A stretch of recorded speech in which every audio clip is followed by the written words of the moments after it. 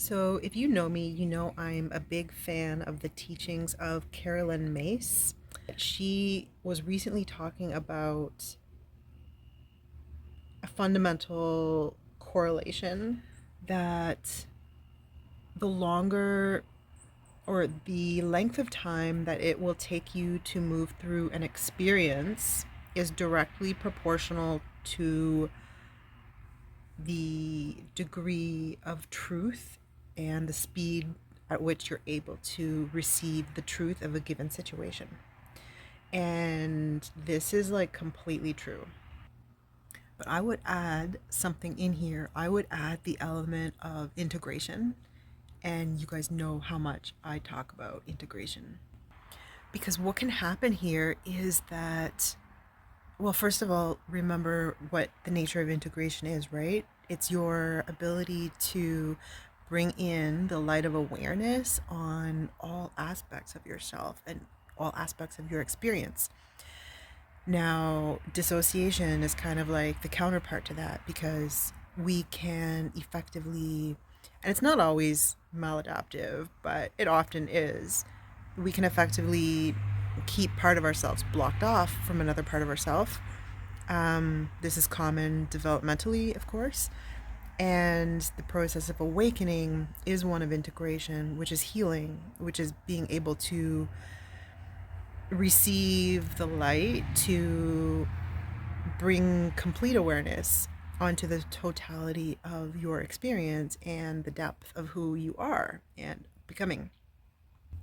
But it's possible that you can stay in some form of a dissociated state with respect to yourself because we have many parts of ourselves working sometimes in competition with each other. And so it's possible to kind of let in the truth, let in the light of a given, for a given part or a part of your experience, and then to kind of like rise in frequency in accordance with that. But then, the sum total of who you are isn't fully on board, isn't fully at the same place. And so that frequency is not sustainable, which I think is just kind of like another way of saying that basically you will have reached only a partial truth. And so this is the reason that some things can take a lot longer than you think. It's because you need to kind of like descend back to the level where the truth can be fully integrated, where the level that you last left, where you were no longer, it was no longer just a partial truth, but you have like aspects of truth that are still existing on like lower levels, so to speak, or you can think of it as like earlier levels, maybe. And so this could explain phenomena like feeling like you're going backwards in a certain area, or like your life is kind of like reverting to some earlier point, like on the surface, that's what it looks like. But of course, we may just be going back a couple of layers to like access truths that we haven't yet like brought fully into the present. And I've just been thinking about this more today and recently this week because I've been thinking a lot about manifestation and what's going on when it seems like a given manifestation, which can really just be like a set of goals that you're working on, a project that you're working on, anything that you're like trying to like bring into fruition. Why it can seem sometimes that it's delayed, and it can be very directly related to this experience of like needing to fully integrate on a deeper level, which means that things are kind of taking longer because by definition it will take longer to integrate all of those truths from that level. Or conversely, maybe there is some truth that you are resisting. And so it's just literally like a slow download, right? Like there's some kind of blockage. You are not able to fully receive a truth.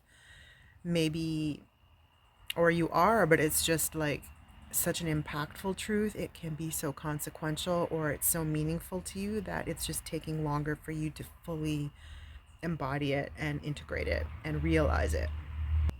But yeah, I do think it's fascinating the way manifestation in this sense, which is really just like what you're actualizing, how this is linked overall with the kinds of frequencies you're on and the frequencies you're accessing.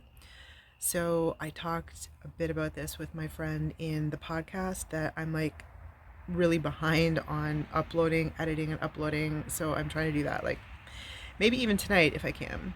But we talked about this and how like living on these higher timelines can also facilitate the process of manifestation, because you will be able to access more of yourself. Anyways, I know this can sound really like abstract or really like it's trying to be magical, but I actually don't think it is. Like I think it's very much more than metaphorical, because literally being on a higher frequency means you are able to process more energy. You're processing more truth, you're processing more light. And what this enables is it really does enable you to more easily move across contexts, whether you see that as like moving in and out of a certain timeline or moving in and out of certain parts of yourself. And I also have this kind of like slow developing theory that I'm calling the orbital self, because it uses the idea of an orbit. It's kind of as like a metaphorical schema. But basically, if you can imagine you're going around in orbit, but very slowly, you may see aspects of yourself in another person. But if your frequency increases, I think it's easier to understand it as this is another aspect of you. You are the orbit. So you are less kind of, you encounter projections less, because the speed and the frequency is so much greater. Sorry, I know this still sounds really abstract. I'm developing it, but let me know if any of this resonates with you so far. It's definitely still a topic that we don't have like good theories for. We have like, everyone has their own kind of understanding of how manifestation works and what it is.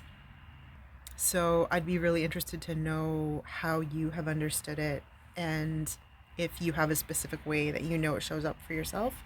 Do you have a specific style of manifesting, or like a specific pattern that you've noticed in your life? I'd love to hear you drop that in the comments. And I recorded this in another video too, so I'm going to try to post it at the same time. If it's not right before this one, it'll be the one right after it. But I was also talking about a resource archetype. And what I think this is related to your style of manifesting, because it's kind of like you have a specific type of interface for you between your experience and the rest of the so-called external world, which is really the bridge or the interface on which you will manifest, on which, positive versus negative images can appear. Photography is one of my main resource archetypes. So take a listen to that video as well.